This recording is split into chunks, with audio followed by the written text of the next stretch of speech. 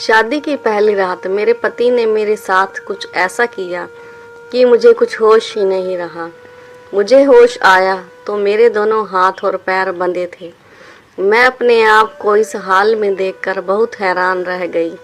कमरे में वह माहौल और मेरे सामने खड़ा वह आदमी जिस कदर आराम से नजर आ रहा था, मेरे होशो हवास मेरा साथ छोड़ चुके थे।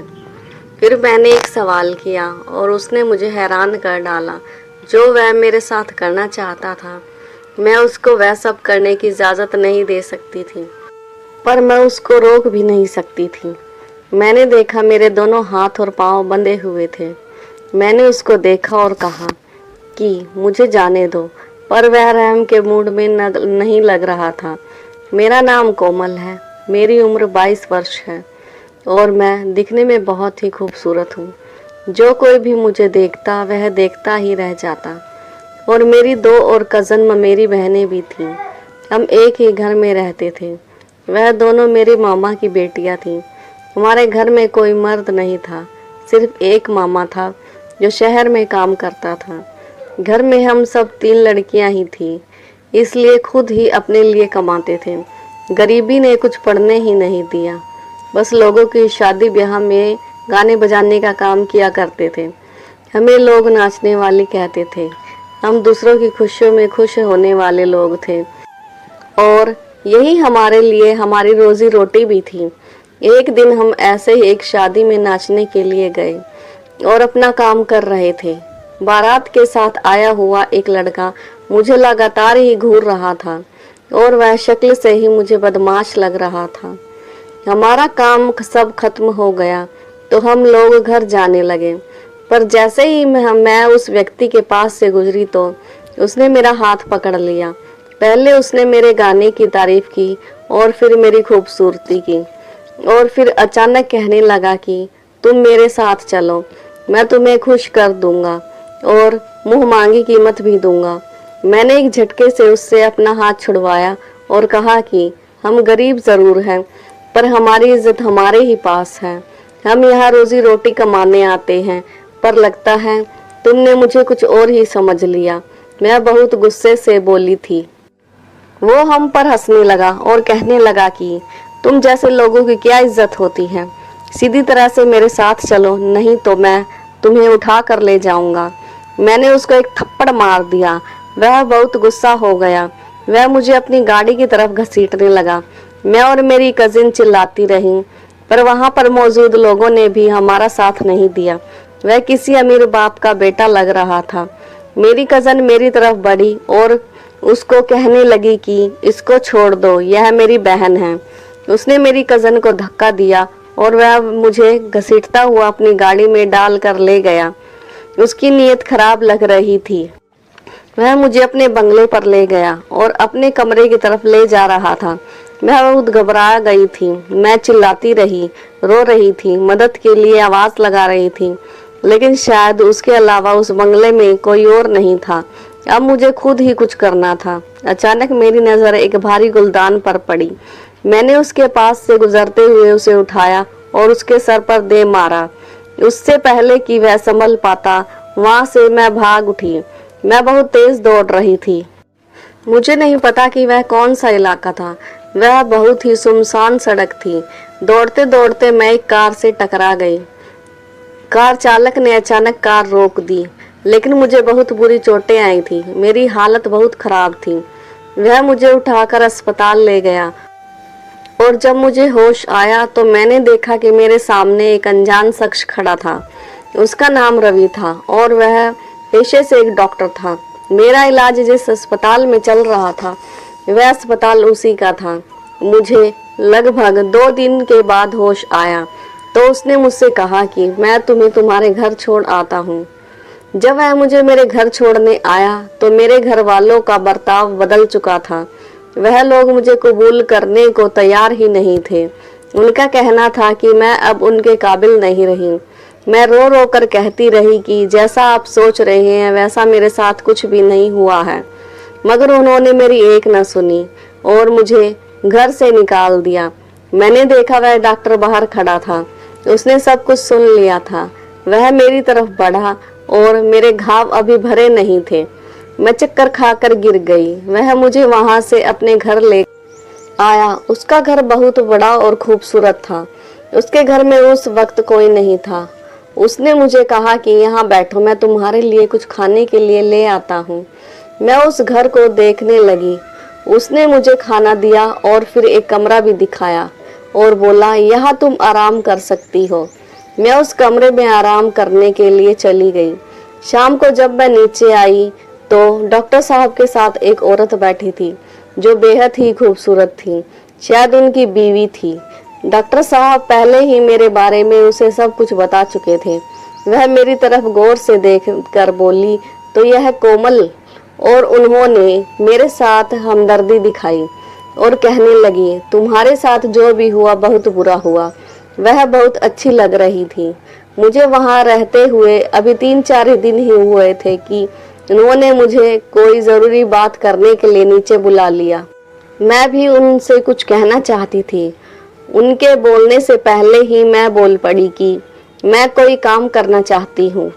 मैं अपने घर वापस नहीं जाना चाहती। वह अपने घर में नौकरानी ही रख ले। मुझे कोई वेतन नहीं चाहिए था। मैं बस वहाँ रहकर उनकी सेवा करना चाहती थी। डॉक्टर साहब की बीवी सीमा अचानक हंस पड़ी, जैसे मेरी मासूमियत पर हंसी आ रही हो। और फिर उसके बाद उन्होंने जो कहा, मैं हैरान हो गई। हम तुम्हें नौकरानी नहीं बल्कि इस घर की रानी बनाना चाहते हैं। मेरा मतलब है कि मैं चाहती हूँ कि तुम्हारी शादी रवि से करवा दूँ। इस तरह तुमने रहने के लिए जगह भी मिल जाएगी और सुरक्षा भी। उनकी बात सुनकर मेरे पैरों के नीचे से जमीन खिसक गई। मैं हैरान ही रह गई। मुझे उनकी बात पर यकीन ही नहीं आ रहा था। पर वह मजाक नहीं कर रही थी। जब उन्होंने कहा कि कल तुम्हारी शादी के लिए जोड़ा लेने जाएंगे तो मैं एकदम से चौंक गई। फिर मुझसे मेरी मर्जी भी पूछ रही थी।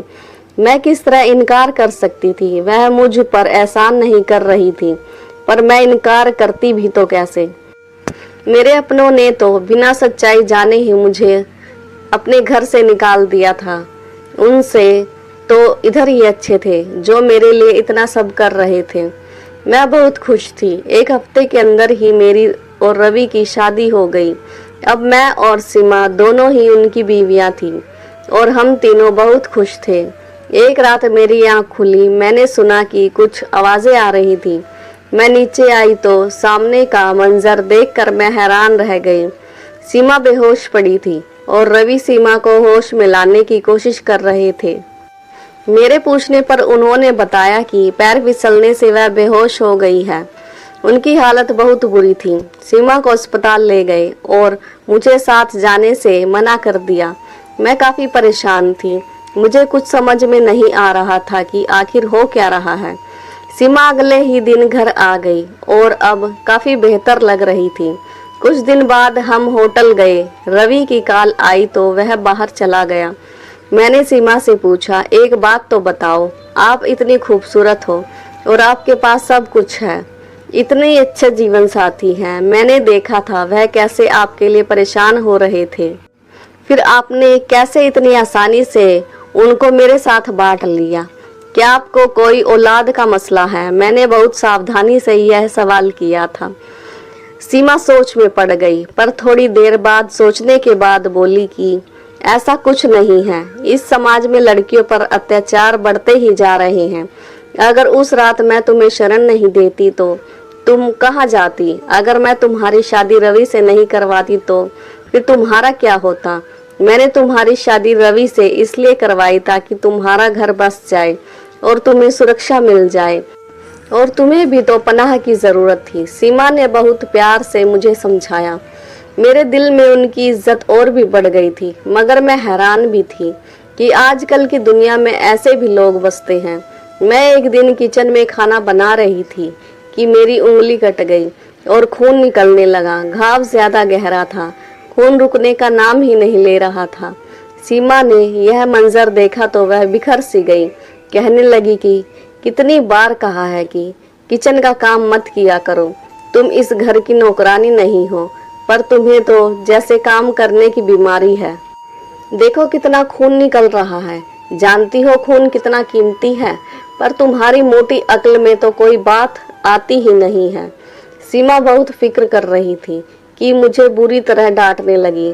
वह उसी समय मुझे हॉस्पिटल ले गई। रवि भी बहुत परेशान हो रहा था।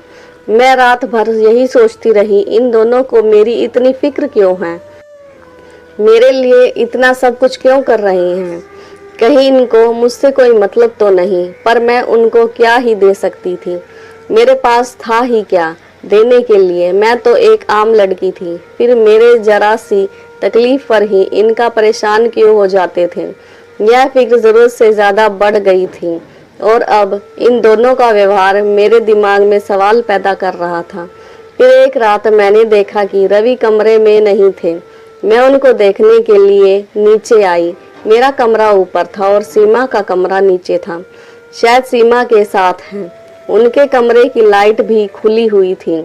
मैं वहां से जाने लगी और उनकी बातें सुनकर रुक गई। कान लगाकर सुनने लगी। सीमा चिल्ला रही थी, रवि तुम्हें उस लड़की की ज्यादा परवाह है या मेरी? जवान लड़की को देखकर नियत बहक तो नहीं गई तुम्हारी? जो काम तुम्हें करना था वह अभी तक हो जाना चाहिए था। तुम रोज एक नया बहाना बना रहे हो। तुम्हें नहीं पता है कि यह सब हमारे लिए कितना जरूरी है। क्या यहाँ कोई मजाक चल रहा है?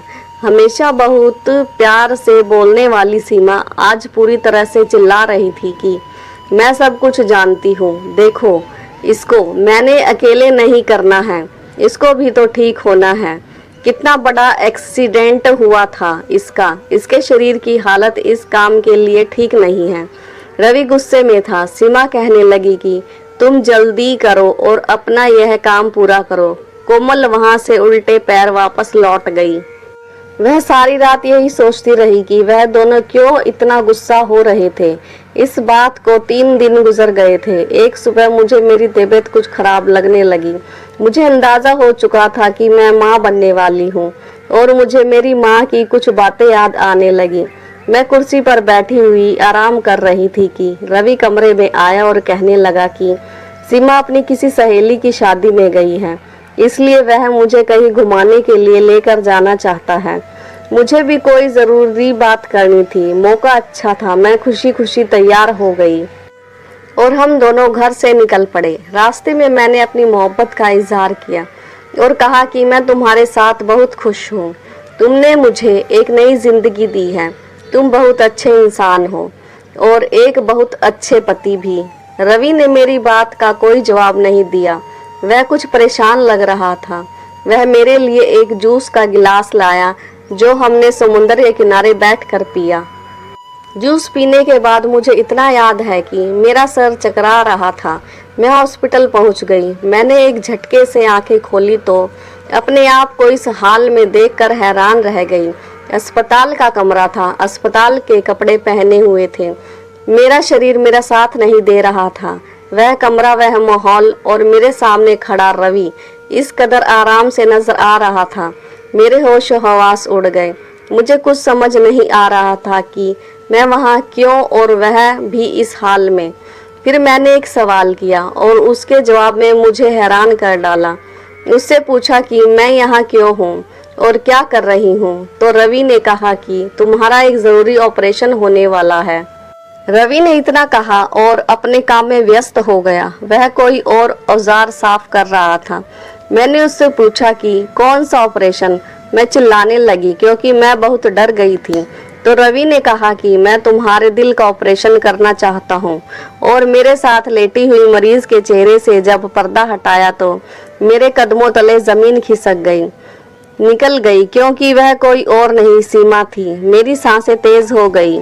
मशीन की आवाज तेज होने लगी। जो वह मेरे साथ करना चाहता था मैं उससे उसकी अनुमति नहीं दे सकती थी, पर उसे रोक भी नहीं सकती थी। मैंने देखा कि मेरे हाथ और पांव दोनों बंधे हुए थे। मैंने उसको कहा कि मुझे जाने दो, लेकिन वह रहम के मूड में नहीं लग रहा था। मैं बहुत घबरा गई थी। रवि देखकर परेशान होने लगा कि मेरा ब्लड प्रेशर बहुत तेजी से बढ़ रहा था और शायद यह अच्छा नहीं था। वह मुझसे रिलैक्स होने को कहने लगा। मैं जोर से चिल्लाई कि मेरे साथ क्या होने वाला है। रवि ने मुझे सब कुछ बताने का वादा किया और कहा कि देखो मेरी बीवी बहुत बीमार है, अगर जल्दी उसका दिल नहीं बदला गया तो वह मर जाएगी। उसके लिए दिल खरीदने की मेरी औकात नहीं, और अगर दिल मिल भी जाए तो भी मुझे किसी ऐसे इंसान के दिल और खून की जरूरत थी जिसका ब्लड ग्रुप O पॉजिटिव हो, जो करोड़ों में से किसी एक का होता है। मैं तो उम्मीद हार बैठा था, पर जब उस रात तुम मेरी कार से टकराई और मैं तुम्हें अस्पताल लेकर आया, तुम्हारा टेस्ट करवाया, तो मैं यह देखकर हैरान रह गया। तुम्हारा ब्लड ग्रुप और सीमा का ब्लड ग्रुप एक ही था। फिर मैंने तुम्हें हासिल करने के लिए तुमसे शादी की और आज मैं तुम्हारा दिल और खून निकाल कर अपनी बीवी में डालने वाला हूँ, ताकि वह एक नई जिंदगी जी सके। मगर अफसोस यह है कि सब कुछ करने के बाद तुम जिंदा नहीं रह पाओगी। रवि ने मुझे सारी बात बताई और यह सुनकर मेरे कदमों के नीचे से जमीन निकल गई।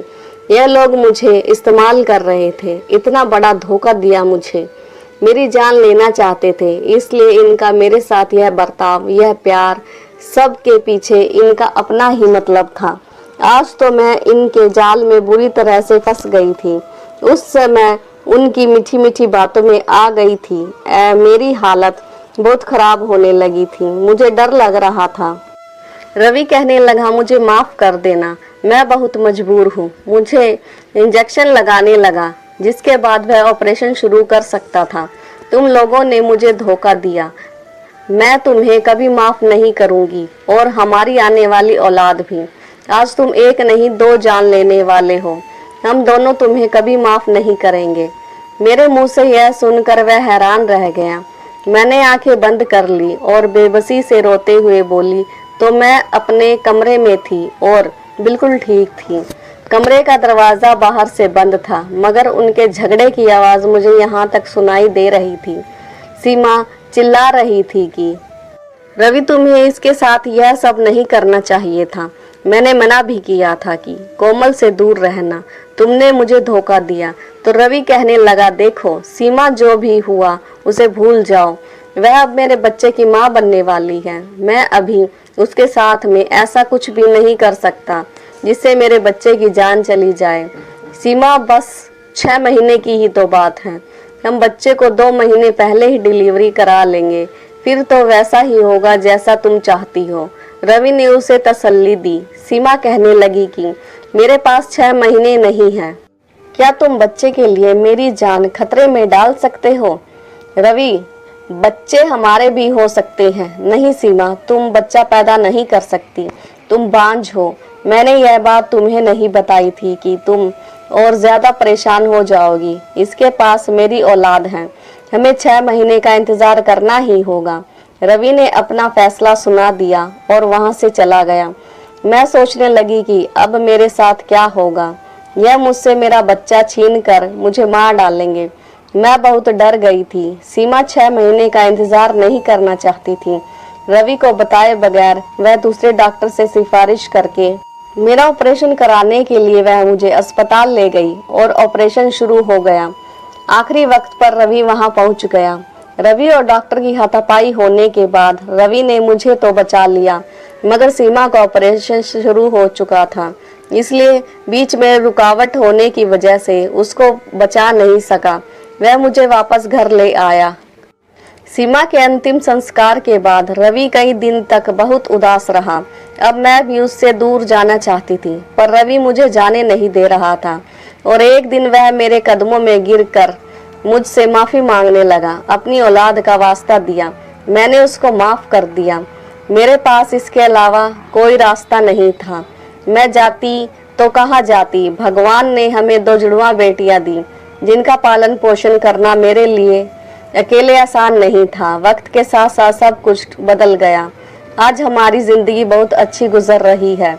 मैं बस इतना ही कहूंगी कि सब लोग एक जैसे बुरे नहीं होते, वैसे ही सब लोग अच्छे भी नहीं होते। लोगों को परखना सीखें, वरना आप भी मेरी तरह धोखा खा सकते हैं। दोस्तों, मैं उम्मीद करती हूँ कि आपको यह हमारी कहानी पसंद आई होगी। धन्यवाद।